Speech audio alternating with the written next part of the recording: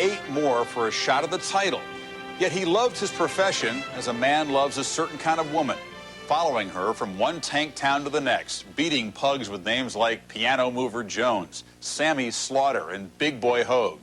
But once he hit the big time, he stayed long past a fighter's usual span, a bebop version of Methuselah, spinning his legend with sports writers and knocking out opponents with impressive regularity.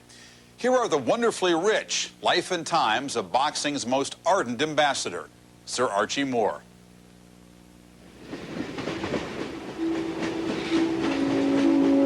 He was traveling from one southern state to another for a fight. He had knocked on a door. There was a young Caucasian lady there, and she said that he could sleep in the barn. He heard some voices, and he happened to look out. It was a lynch mob on the way, a few guys on the way to get him. When he fought in Florida, he saw signs which said, "No Jews, dogs, or N's allowed." Niggers, allowed. Archie Moore was the #1 contender for years of the light heavyweights. And one of the great stories I remember, an old guy told me that he remembers seeing him on a road with a stick over his shoulder, hitchhiking.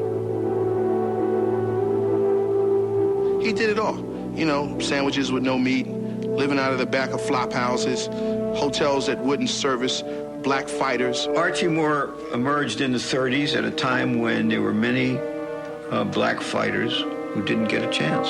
This whole story is representative of the great black fighters who were unable to get their opportunity. There was a fear in the white establishment that, quote, blacks would take over the sport. You're either an opponent expected to get licked or sometimes taking a dive, or you had such great talent and had such great connections that someone like Joe Louis could emerge. The boxing establishment, once every 10 years, they would let through a great black fighter. Henry Armstrong, then Ray Robinson, and they made Archie Moore wait for 10 years.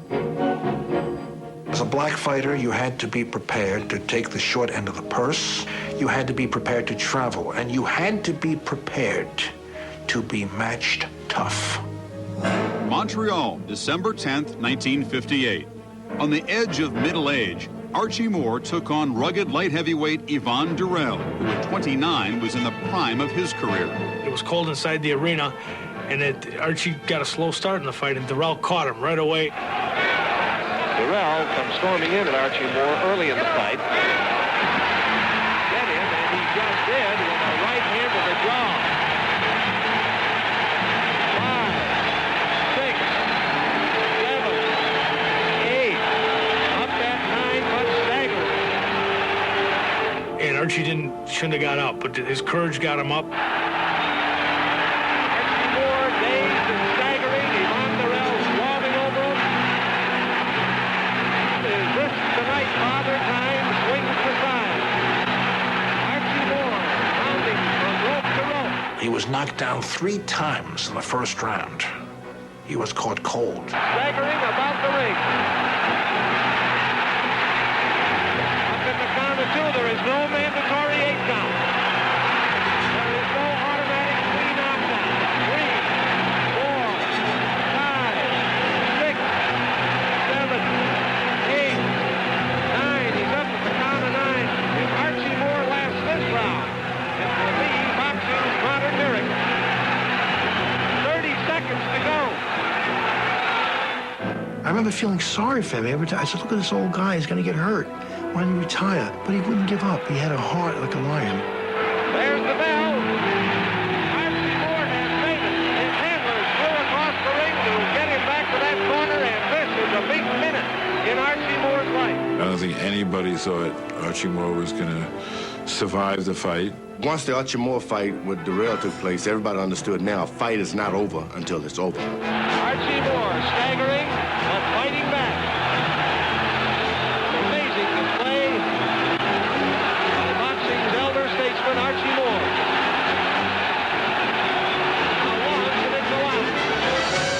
And in front of your eyes, you see the old guy getting younger and the young guy getting older.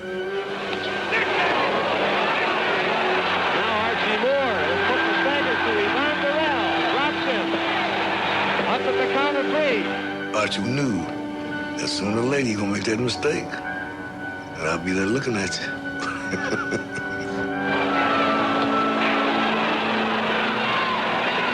seconds left. Down goes Darrell. 2, 3, 4, 5, 6, 7, 8. Saved by the bell at the count of 8.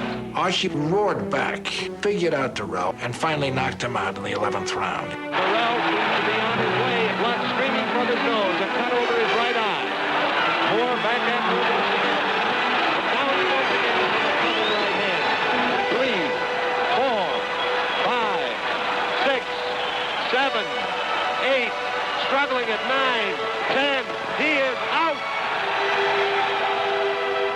To get off the floor the way Archie did, then knock out Darrell, it was something to behold. Archie, I think at 90 years old, you might still be the light heavyweight champion of the world, too. Congratulations. Thank you. Archie Moore, the light heavyweight champion of the world. After a fight, Moore always said, did the fans enjoy the fight? Did they like my performance? And this was his greatest performance. As old as he was, you still saw what made him great, which was what was inside him. That comeback win against Darrell summed up the previous 25 years of his career. It had been less a career than an odyssey across the shadowed face of boxing. From it, Moore emerged a man of curious complexity, a thinker and a writer. He loved to write letters. He would write up to 30 or 40 a day. That was his entertainment, staying up late at night just writing whoever he felt like writing. He wrote a lot of notes to write. I used to get notes from Archie all the time, and he couldn't spell very well at all, but what he said made a lot of sense. There was a certain amount of wisdom to everything he said. They were filled with philosophy about the black man and where he had come from and how he had gotten into prize fighting and what it all meant in the infinite scheme of things. Muhammad Ali learned an awful lot from him in terms of producing a verse or producing a prediction or promoting a fight.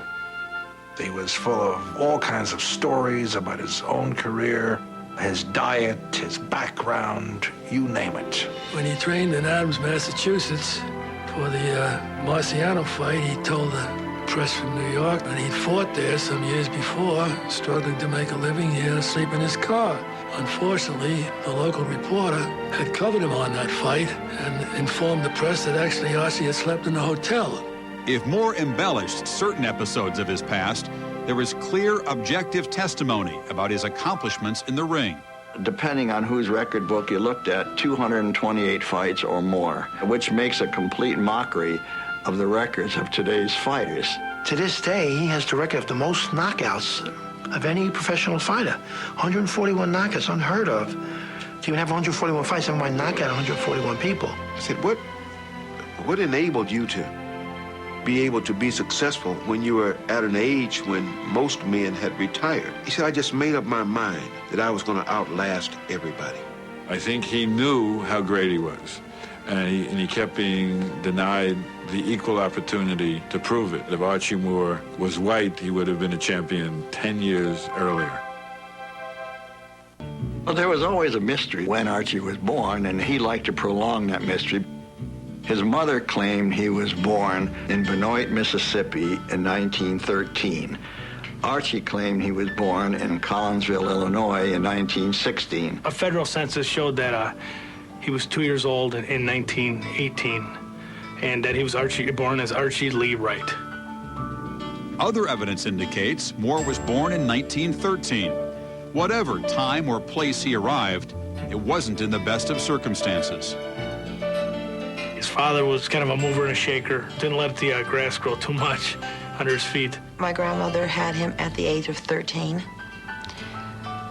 And my auntie, Willie Pearl Moore, and her husband, Cleveland Moore, adopted him. She was a nice little lady and very religious. And she thought the world of Archie just like her own son. His Aunt Willie Pearl taught Archie how to be very neat and how to clean. And as Archie put it, they were too poor to paint and too proud to whitewash, but they kept everything spotless. The woman gave him all of the philosophical approaches to life that he used later on. When a task is once begun, never leave it until it's done. If the labor is great or small, do it well or not at all. When Archie was still a boy, his neatly defined world was shaken to its foundation. His uncle Cleveland passed away during a hazing accident at work, and Archie started getting into mischief. He was with some friends, and they took money from a cable car. His friends decoyed the conductor. Archie took the change and ran, and happened to bump into an on-duty police officer. You know, I don't even know if it was $5. He went to a reform school for that. At first, he got picked on a couple times, but he had learned to box. He had taken some boxing lessons previous to that, and he knocked a big guy out. He broke his hand in the process, but he never got bothered after that. During his 22 months at Missouri's Boonville Reformatory, the teenager started what became a lifelong custom, writing letters. In one to his Aunt Willie, he announced he would become a boxer. 3 years later, Moore owned a 27 3-1 record and little else. He started in such a modest way because he was busted like an awful lot of people were in the early 30s. Archie looked back in history for his models. One of his was Jack Johnson.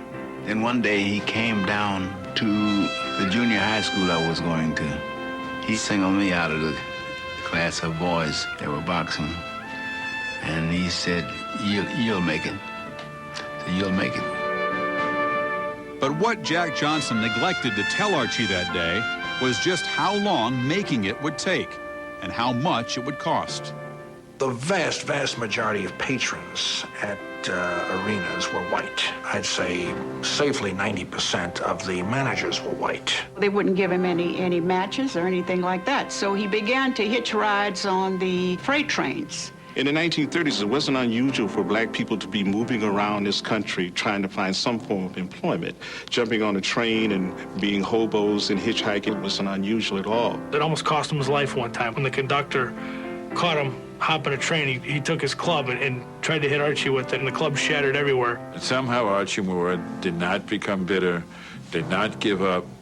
He had this vagabond career where he would go to Australia. He would go anywhere from Tijuana to Canada to fight anybody around the world.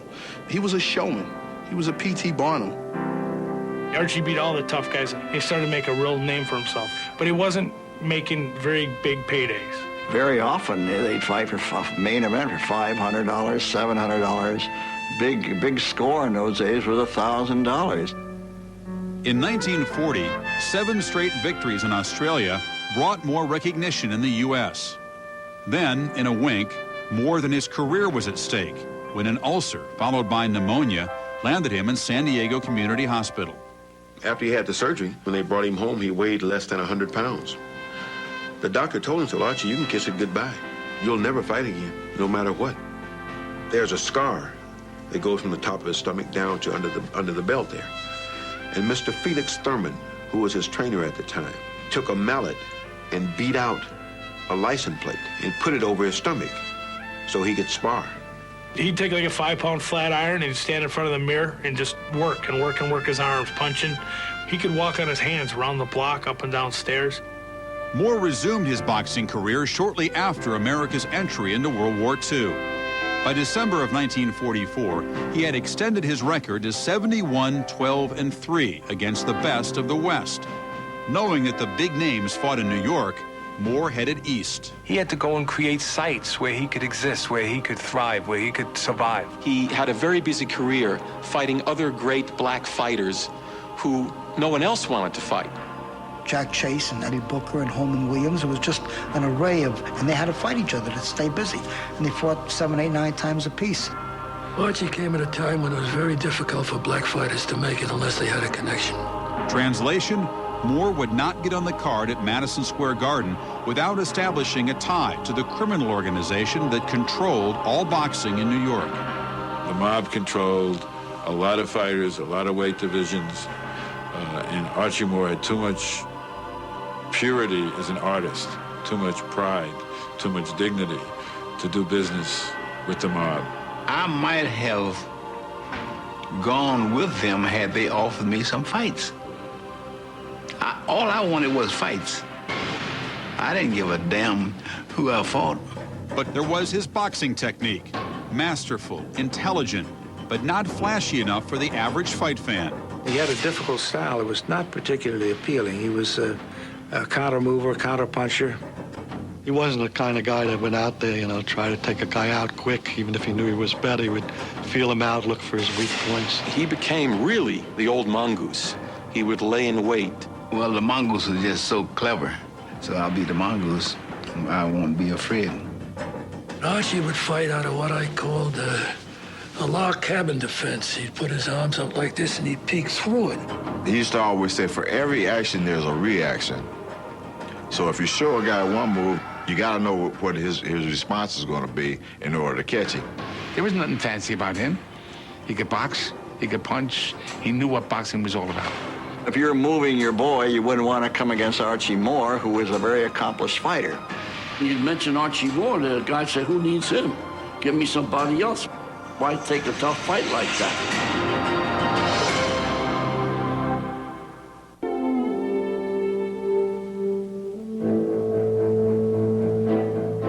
Archie hooked up with Charlie Johnson, who was a successful fight manager in New York. And Charlie got him the fights he needed. On his new manager's advice, Moore once again hit the road to get some fights, this time to Argentina in 1951, where he won over the press, the fight fans, and fascist dictator Juan Perón. Buenos Aires fight fans give light heavyweight champion Archie Moore an uproarious reception that is echoed by a cordial greeting by Argentine President Juan Perón. From the start, Moore is just too much for his foe. He took a little heat for admitting to being a good friend of Juan Perón, but he said he got treated better by Perón in Argentina than he did by several people back here. Perón was himself a fancier of boxing. He was a former boxer. Perón had told him, Archie, we want you to stay over in South America. And if you stay, we will give you all the land that you can see. Archie said, I like this place a lot, but my home's the States. Moore had good reason to go home. Awaiting him in New York was the offer of a shot at light heavyweight champ Joey Maxim. But to close the deal, Charlie Johnston had to give Maxim's manager Doc Kearns part ownership of Moore. He had to take Maxim's con man manager, Jack Kearns, in as his co-manager and give Kearns 10% of all of his earnings in the future. Doc always said I'd rather make a buck by larceny than $10 doing some honest work. He was always pulling deals. He was always trying to one-up, always looking for his next million. The biggest money-paying crowd in the history of boxing in St. Louis, Missouri, has turned out here tonight for the light heavyweight championship of the world. St. Louis, December 17th, 1952. Archie Moore himself could not have scripted it better. After more than 3 decades without any contact, Moore traced his father through a private detective. And on the biggest night of Archie's boxing career, Thomas Wright sat at ringside. Next to him was Archie's mother, Lorena. This is his 129th professional engagement, and this is the first one in which he's ever been up there for a championship chance. He had been a contender for many years, not just in the light heavyweight division, but in the middleweight division as well. So he was ready. He was a Mack truck with no brakes. He was on a mission. That was his target, and he had been waiting for 15 years. He threw a jab, Archie took the jab away from him. He threw a right hand, Archie stepped on the outside of it. Archie Moore had reach, and he pressed the fight, and Maxim just had nothing to slow him down with. The right hand has Maxim in trouble. It landed high on the left temple of Maxim. Moore's boxing skills certainly showing here in the late rounds. But Archie Moore was too smart and too quick and too good a boxer, even for a boxer like Joey Maxim. He probably won 11 rounds to 4. Well, they won 15 rounds. Archie just humiliated him. Winner by unanimous decision, and the new light heavyweight champion of the world, Archie Moore. His trainer was so excited that he had become a champion, tried to lift him up in the ring the minute the decision was announced. And he said, stop, leave me alone. Don't make a big deal out of this. I should have won this thing 12 years ago. Just be cool, be professional, and raise my hand. Archie has finally come into his own as he wins the unanimous decision in the 129th bout of his career, and it's his 105th win. Archie wanted that championship so badly he would have fought for nothing, and he virtually did. To give Joey Maxim $100,000 to fight Archie Moore, which at that time was big money. Archie only got $800, And out of $800, after he paid everybody off, he wound up with $57. Understand that. Which was more important to him at that time, the light heavyweight title or the money? He knew that the title was more important. Once he got it, he kept it. he said, Doc, as hard as it was to get it, I'm going to keep it. I ain't giving it up to nobody. In August of 1954, with Doc Kearns and the New York sports press in his corner, Moore finally reached boxing's mecca, Madison Square Garden. Introducing the challenger, Harold Johnson.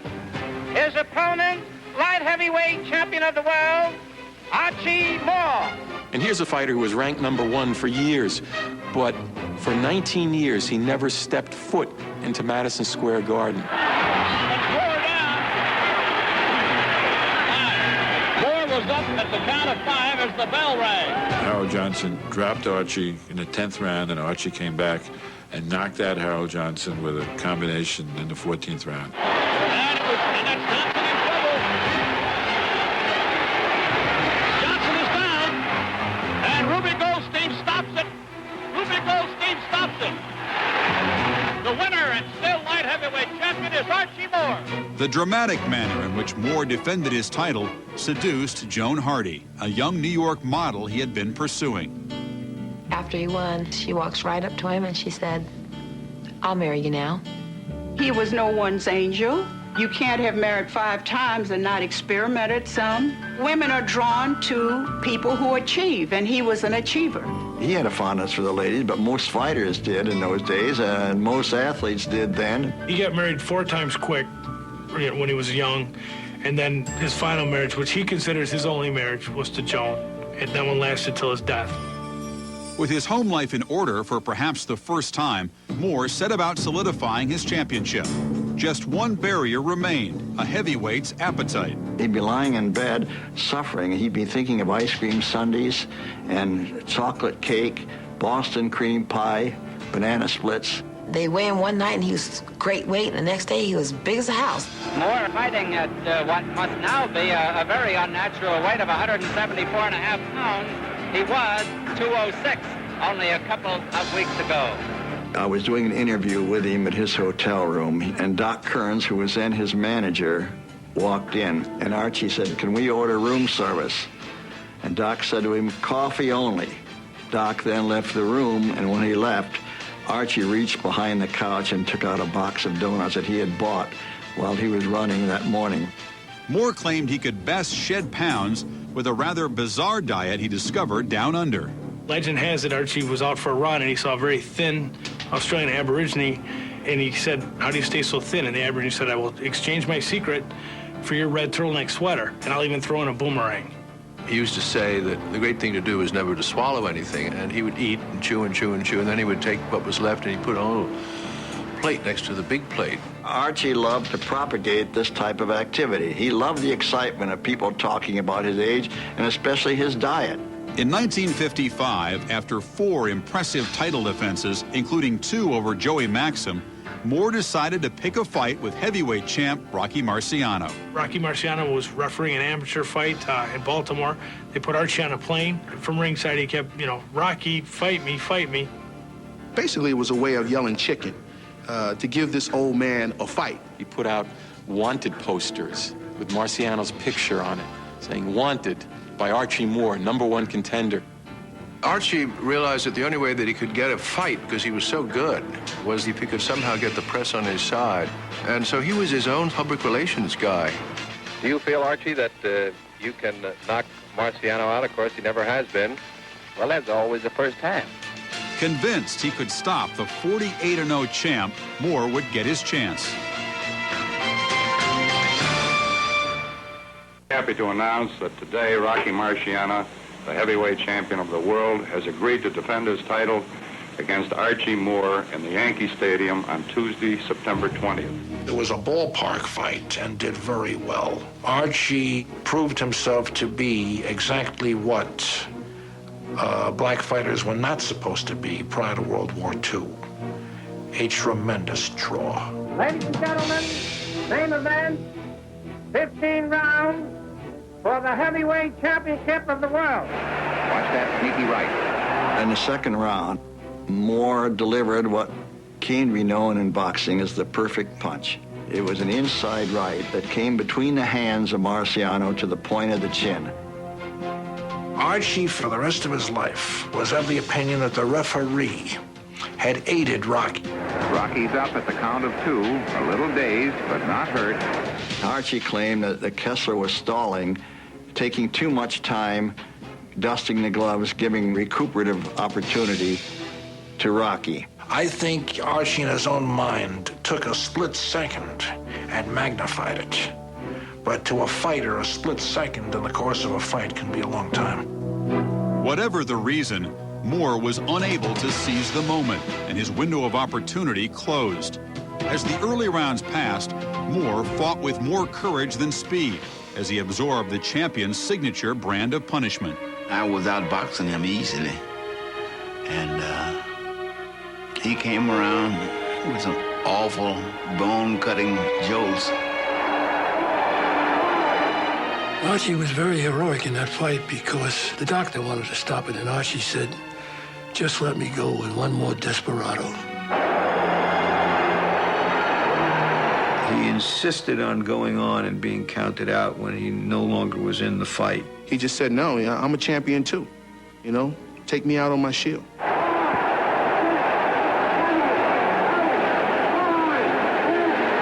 Winner by a knockout, Rocky Marciano.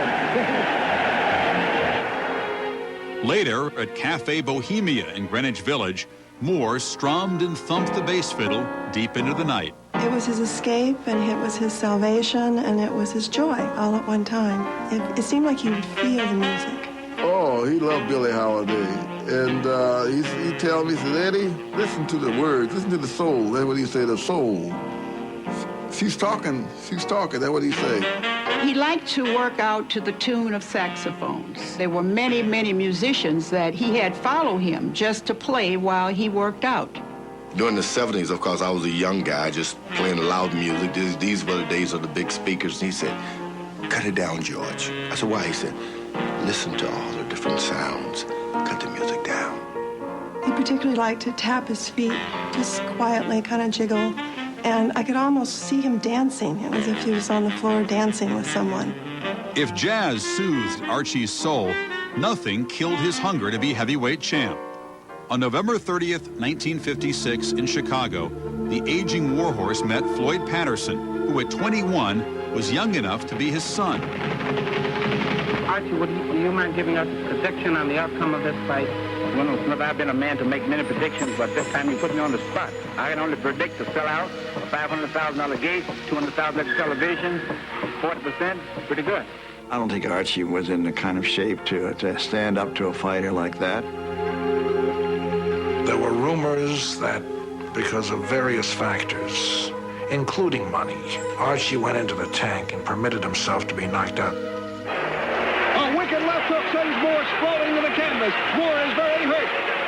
I never had any word of Archie going in the tank at all at any time. I think he came into some fights out of condition because his weight rolled up and down.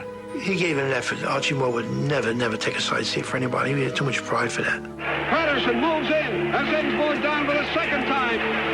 A lot of people thought Archie was going to win, and Patterson just had too much for him that night. But Archie always wanted a rematch. He petitioned hard for a rematch, but never got it. As Moore kept his heavyweight hopes alive, he defended his own crown 9 times in 8 years. There's the champion of the world in there. Best light heavyweight in the business. Since many of his fights were televised, Moore's fame grew well beyond the ring.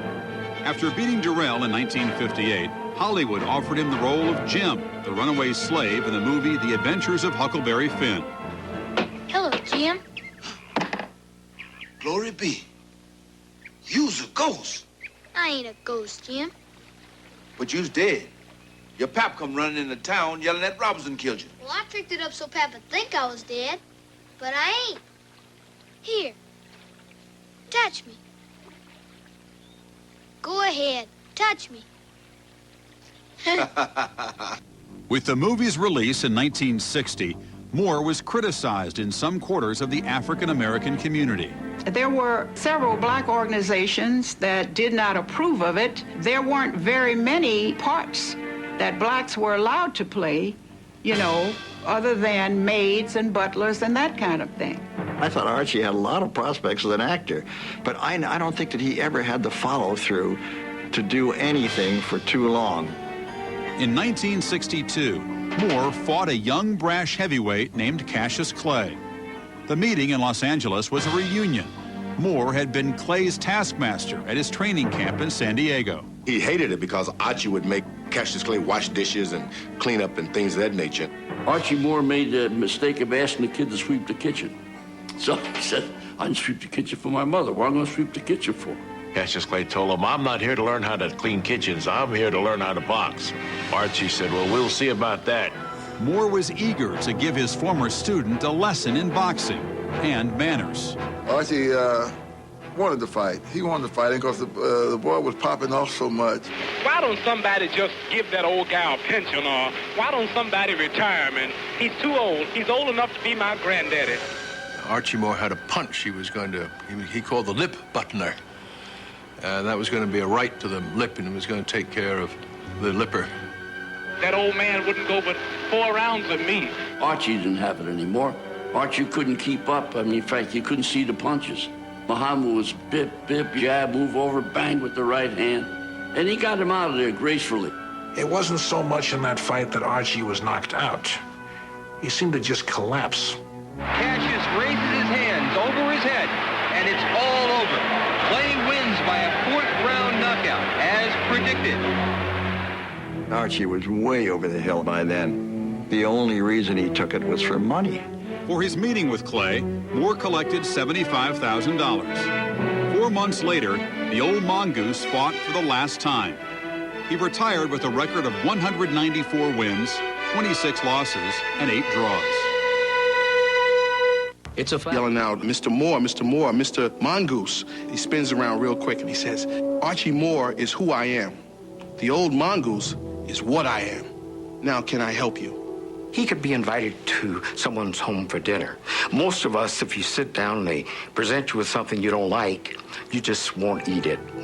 But he would make an issue of it. Archie had a philosophy on just about everything, on training, on diet, on fighting. He was forever dictating to people as to what they should do. He was truly Instructor Moore. He was always teaching. He loved asking people questions about themselves. He had something that you almost never find among today's professional athletes, intellectual curiosity. When he was traveling, he'd spend a lot of time in the local libraries. He'd go down and just start picking up books that interested him and read.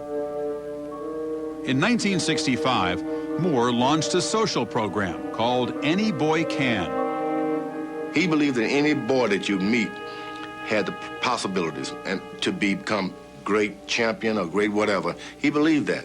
And he would instill that when he speak to kids, tell them how important they were.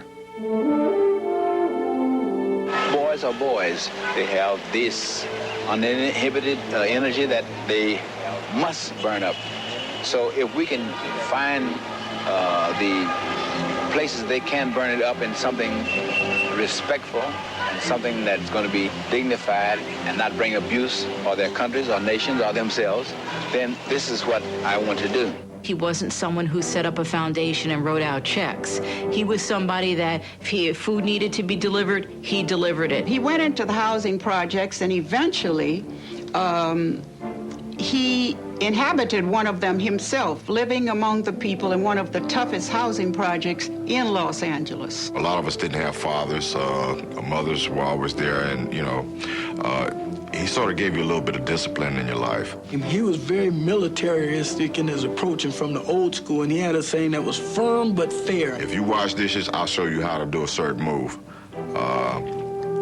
If you rake the yard, I'll show you how to do another different move. He had a proposal, every proposal known to man, about his ABC program. He stopped getting government aid for it, and then he paid for it himself. So basically it came down to food on the Moore's table or money for the ABC program. Undaunted, Moore took on a high-profile student in the early 70s, heavyweight contender George Foreman. lot of fighters figure, hey, I don't want to show you my old tricks like a magician, you know. He was very charitable in that way. And here's Archie Moore, former light heavyweight champion of the world. Hi, I'm a tactician of glove warfare, consultant, you might say, to George Foreman. He was a teacher of basic boxing. Quick left jab, your defense, your hands go out and come right back into proper position. George obviously copied some of the techniques of Archie with the turtle defense, crossing the arms like this. He came down and he told me he believed I could beat Joe Frazier, which a lot of people didn't believe as much. And he would treat me like the heavyweight champion of the world. Archie would insist, when you see Joe Frazier, I want you to tell him to shut up. And one day, Frazier was all wild and going mad and talking smart to me. And I told him, shut up, just like Archie said. And Joe was shocked. From that point on, it seemed there was a different Joe Frazier because of that. I think Joe is hurt. Down goes Frazier! Down goes Frazier! And Foreman is as poised as can be. It is over. It is over in the second round. Archie Moore has predicted the fourth round, and I do everything he said do, so I credit that to Joe Lewis and Mr. Archie Moore.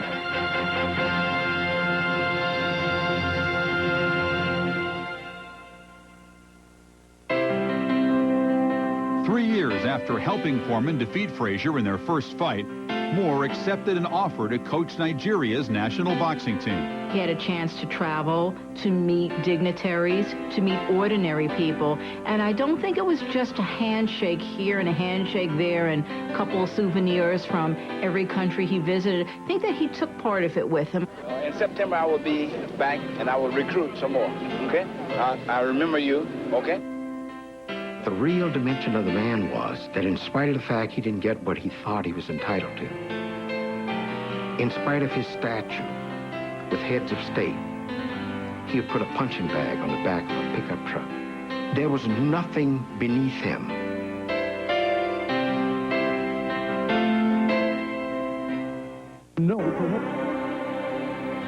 He was thinking about a blind girl that he had heard about who, if she received an operation, she could see. And so he went from door to door, gathering funds to give her an operation, and she began to have her sight back. When we return, Archie Moore fights to hang on to his memories and dreams.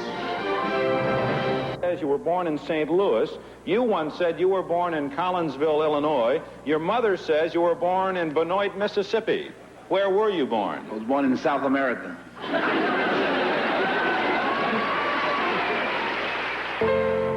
As Archie Moore entered his 70s, he began to stay at home in San Diego. If time had slowed him, the old mongoose could still move when necessary. One day he came to the gym. He was getting frustrated. He was trying to teach a kid something. He couldn't articulate the language as well as he used to because he was getting older and he was sick and everything. And he said, God darn it, threw down the cane, started shuffling, started thumping, started moving around the ring. And me and my assistant coach, we look at each other and this guy's floating around the ring and doing a good job. I remember sitting with him when Ali was fighting Ken Norton in San Diego, and Archie came in with his beautiful wife and his gorgeous daughters. And Ali looked at the daughters, and Archie said, don't even think it. He's playing pool and this jazz music playing in the background, and he's humming, and I knew I didn't have a chance, so I cheated. What a gentleman. He pretended not to know. He had like a little glimmer of, I know what you're up to, but it's okay. I went out to San Diego. I've always remembered his house out there. It had a big picture window that looked out on the big route that runs out of San Diego. And we were looking out this big picture window, and he said, you know, the great thing about this view is always changing. So was Archie, a remarkably adaptable man. Moore eagerly met every new challenge. Even as the shadow of old age gathered, he could still respond with a clear-eyed mix of philosophy and pragmatism. I was visiting him in the hospice, and the Padres, our home team, were playing in the World Series. And I got up to leave, and I said, Archie, I'll be back tomorrow, and we'll watch the Padres. Well, that sounds like fun, sugar. If I'm here, sure. You know, some days I'm here, some days I'm just not. There was one particular time, and he had one hand over his forehead and one over his chest. He was sort of like this. And I said, he's just in a protective position. He was actually living fights in his head. He knew things weren't how they used to be. There was an instance in the hospital when he was tied to his bed. He woke up and broke the restraints, and he did sock a nurse. The amazing thing to me was this was an 84-year-old man that the restraints couldn't hold. After more than 8 decades, Moore finally let go in December of 1998.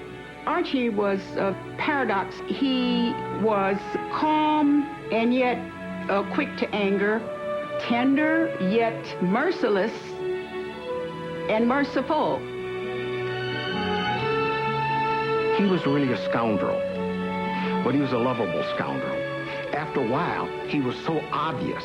You knew what he was doing to you, and you just allowed it to happen for the joy of his company. I asked him one time, do you really love boxing?